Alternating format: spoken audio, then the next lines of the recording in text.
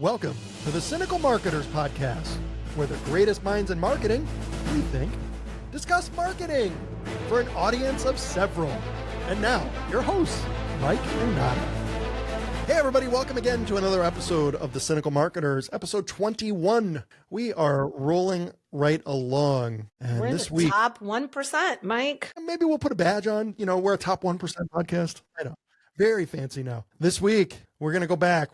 We did an episode about AI, and we're back to talk about it because yes, we are. I think the tide is turning, and AI backlash and AI fatigue has started to hit the market. I think so. We said this a few weeks back, right? We called this out already. No, yeah. I predicted this because I'm very smart. You are. Take the credit. I said from the beginning of it that I'm like, yeah, I think it's a good tool, but man, people are hyping this way too much. My one prediction that I have, staked out that I'll probably never get to be proven right or wrong on is that I think that there's a undisclosed influencer campaign underway right now because the hype just doesn't match the reality. And there's no way to have this universal 100% love of anything unless it's coordinated, It does feel that way for sure. We're starting to see more and more that there is backlash beginning, that people are starting to call out. Because I think for a while, too, that undisclosed influencer campaign had a gaslighting effect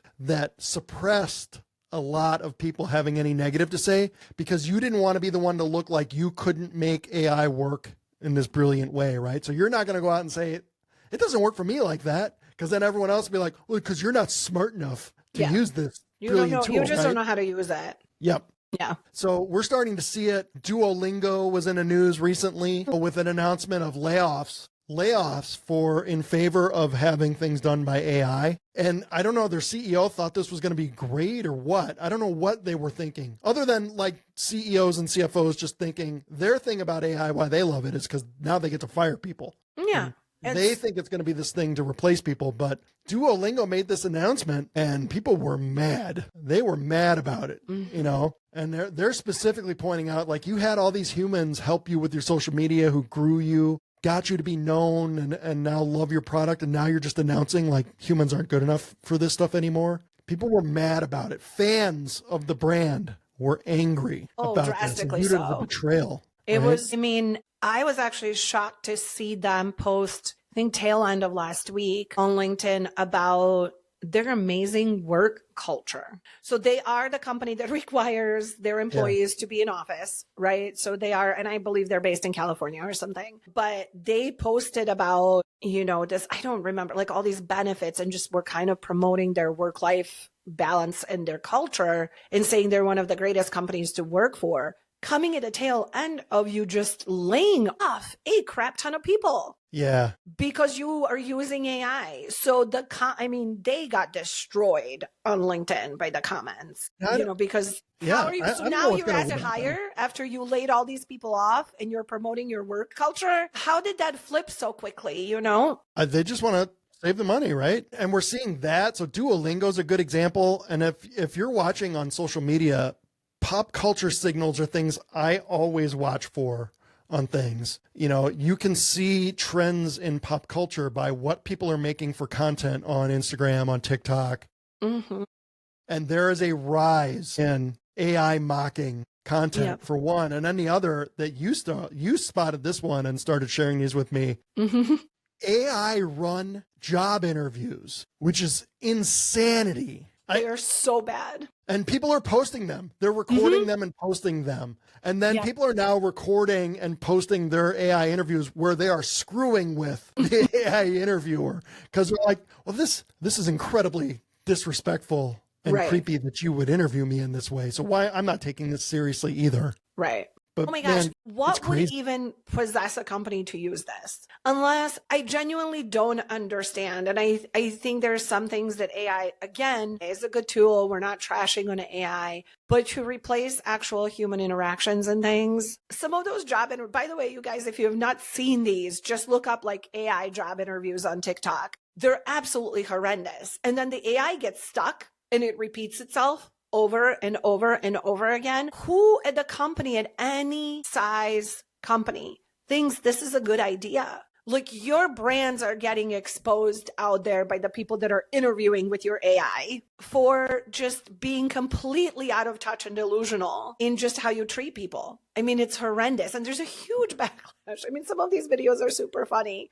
but there's just crazy. a huge backlash on this stuff. And it's been amusing to watch. I'm not going to lie. I think it's funny. And I'm old enough to remember, when the menu system was launched for businesses, right? And how innovative. And at that time, it was the smartest technology we'd ever come up with. Yeah. And then all these companies, like, you can basically get rid of your entire customer service team because we're just going to have menus and it will direct people to the right thing. And now it's automated. Right. And at that time, this was the most brilliant technology ever created. Right. And how long did it take before people started screaming into phones, operator, agent, whatever, get me out of this menu hell? Right. And how many commercials then came on national TV, right? Came after of people literally making fun of those things. Right. Yeah. And then everybody reverted to, again, having a customer service that is easily accessible via an 800 number. Real humans. Yeah. And you have AI customer service bots on websites now, and they're awful, and a lot of these companies then that there's no way to get in touch with a human if you have a problem. If you've actually been spending money with them, try to find, they put you into some sort of, well, have you looked through our help menu yet? Have you Googled your problem within our help system? Yeah. Yeah. And also, I don't care. I'm not one of your tech developers. I'm paying you. Fix this friggin' problem. You can speak to our chatbot. Chatbot can help you. It's wild too. That's the chatbots are another thing that people are making fun of. And they're recording and screen sharing excessively recently. I've seen on TikTok of just absolute BS responses to some of your questions. And these bots will say, I don't understand what you mean. Please rephrase it. I can't log in. Yeah. You don't understand that? It's actually been just really fascinating to watch the demise. And also just anybody that has so heavily promoted AI, you mentioned Duolingo, Fiverr was another company, right? Yeah. Their CEO, an internal email that he sent to his staff got shared where he basically said, if you don't learn AI and you don't, use AI, you're going to be out of a job. Oh, by the way, I don't mean out of a job at Fiverr. I mean just out of a job in general, which was if I worked for Fiverr and I received that email, I would start looking for a new job immediately. Because all I'm thinking now in the back of my head, you're going to replace me just like Duolingo replaced their staff with AI. Which I thought was so ironic coming from Fiverr, the company that started to ruin jobs for people and create a gig economy where then we could have a class of jobs that we only pay people $5 an hour for, and just completely destroy certain job sectors with Fiverr gigs. They're the inventors of the gig economy. And then he's out there telling people, oh, I'm going to be replaced too. CEOs can be, you don't think that. Yeah. You don't think that. It was actually such a cringe email to read. I could not believe that. And then the comments from Fiverr employees, from people on LinkedIn in response to his email. That email got shared everywhere, right? And made it even to LinkedIn lunatics, which again, not his favorite subreddit. But the comments overwhelmingly people were so angry. The comments were just angry and frustrated and not kind to this man in any way, and I think that's the trend that we're seeing. It happens with fake AI influencers. People are starting to see that certain accounts are fake. There's been a bunch of accounts taken down on TikTok from AI generated influencers, that are not real people. They're not based on real people, right? They're just completely AI generated folks. OpenAI just raised another $20 billion. Yeah, which is wild. Right? $20 billion. Why wouldn't they pay some money? You think that there's not influencers in their marketing budget? Right. Yeah. I don't believe that. Right? Yeah. I mean, what are they doing? It's been absolutely nuts. And then people are starting to bring up things that you and I talked about in a few, podcasts back, legal and ethical issues. You had talked about the EU, which actually just started happening right in the last week. They're starting to come up with regulations and, those are starting to move into the US market. It's just been we're really kind of a few weeks in of that backlash already. which we knew. And you had said in the episode that we did last time on, this undisclosed, hype about AI, you had said in that episode, like, there will be a backlash. And it literally, like, a couple of weeks later, we're seeing that everywhere now. We're seeing it. Yeah. There's funny people on TikTok doing funny stuff about like ChatGPT specifically and the gaslighting of it.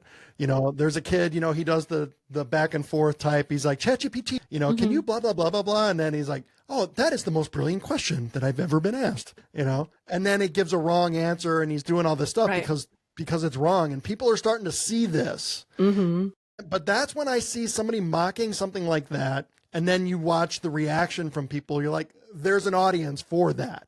Right. This is where I look to see like the pop culture is beginning a turn, because that kind of content is well received and not mocked, and not people going in and saying like, you're an idiot. You just don't know how to do this. Right. Like, you're a hater. Yeah. People are like, no, yeah, I get, what do they call when ChatGPT's wrong now? They have a term for it, that it hallucinates. I heard that. Yeah.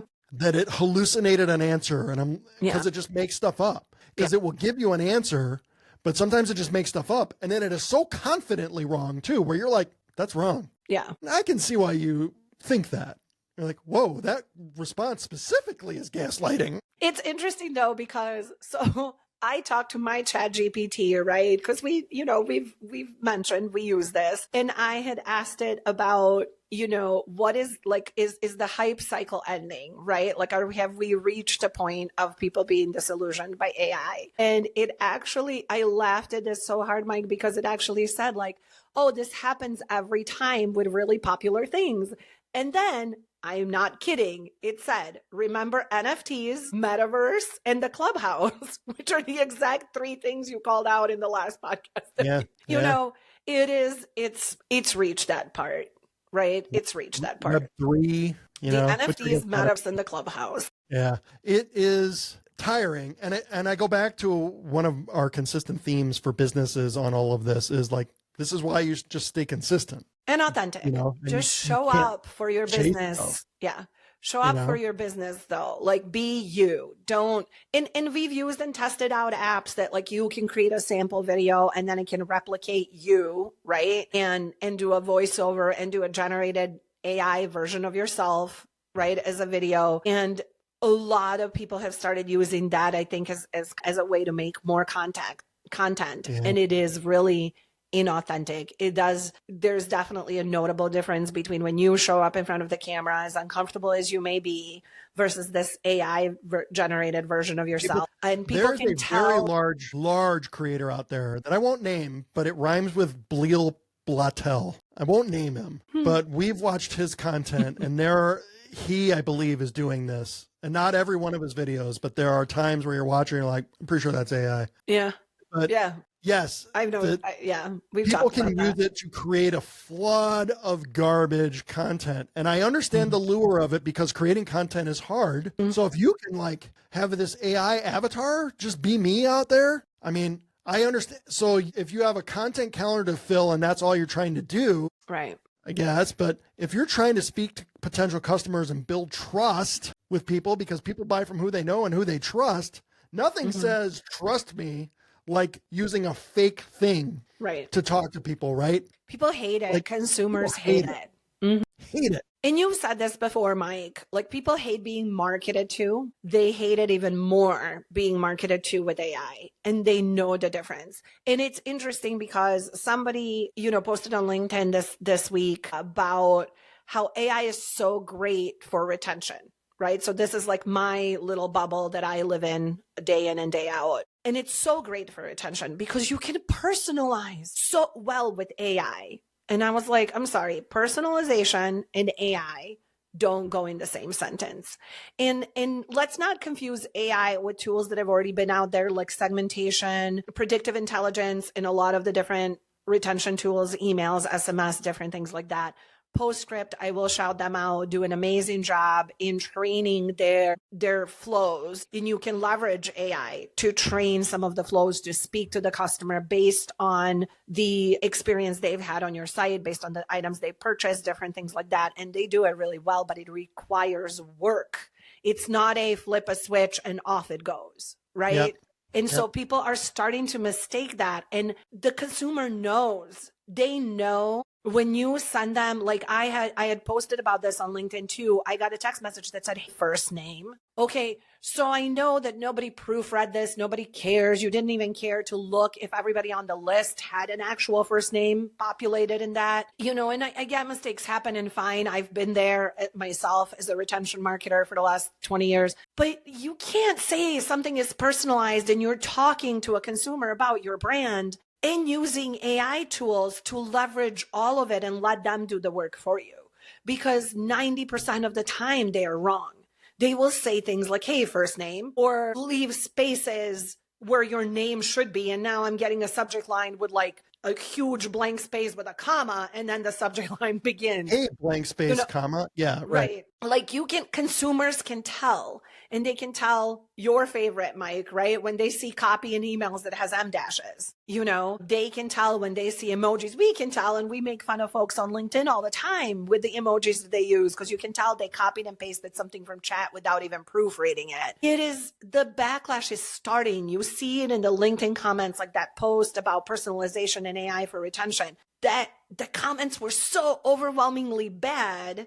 And I have commented on it too, that most comments were starting to get deleted by that person, because I don't think that he expected such a backlash, from other folks in our industry in marketing. I think marketers are sick of it. They're starting to get sick of it because it's not working as well as we were all promised or told. We already know that it's not going to replace our jobs. So now it's just become like, an inside joke among all of us to be like, well, we're not worried, and consumers hate it. Oh my gosh, like overwhelmingly hate it. Yep. Yeah. There's so much noise. And I think marketers are getting tired of it. And, the M dash thing, that's the fight on LinkedIn. And then you have copywriters who are like, no, this has been around forever. And like, look, I've been an internet content person for years. Right. Maybe I don't read the smart people blogs, I guess. I mean, because I'm a pop culture. I've done TV and pop culture for, a long time. So we're not the smart people bloggers for sure, I guess. I never used it. I'm a comma person. Yep. I'm a comma person. I'm a dick, but I'm not an M dash person. Yeah.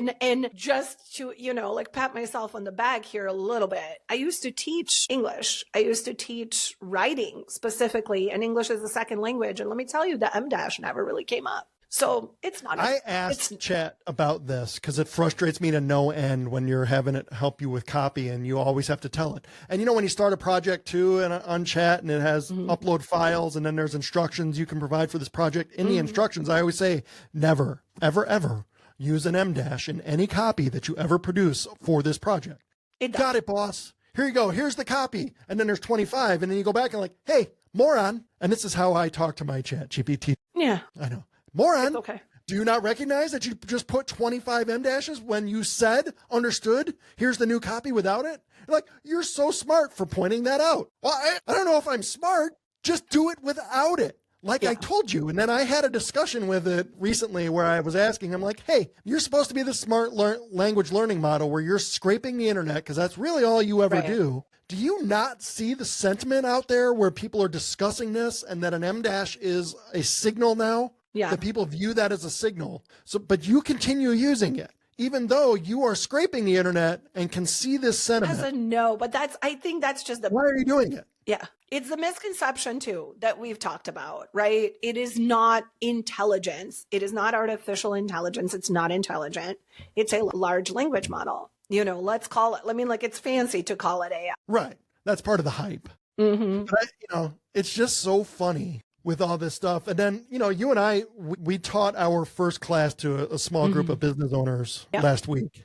And this is not as also first experience doing this, not as experience in the last several years, folks, is working with some very big brands and things, right? With large departments and professionals in roles, not small business owners. Correct. Where I've been in the last 6 years, where I'm telling people like, you guys have you guys worked with any small business owners? Like they're like, well, AI is going to replace us. Like, no.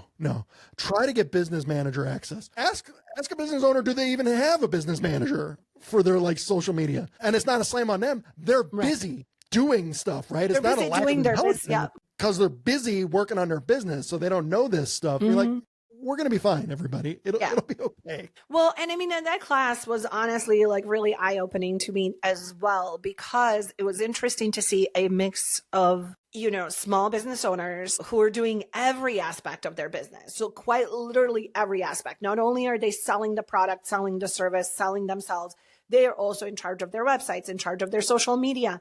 And they've all had some experience with AI. And they've all overwhelmingly said this is not helpful. I've spent most of my time, you know, trying to, like, I can't sit there and train ChatGPT. I have to work, right? So yeah, I've been a little bit spoiled. I've been working with some big businesses over the last 6 years. And even though I was a business owner before that, I may have had selective memory and forgot what that was like a little bit. So yeah, you know, I mean, it's just that world that you were in. Mm-hmm. There's different spheres for these things that I always talk about with folks too. And it's, you know, it's a different level of experience and knowledge and then capabilities.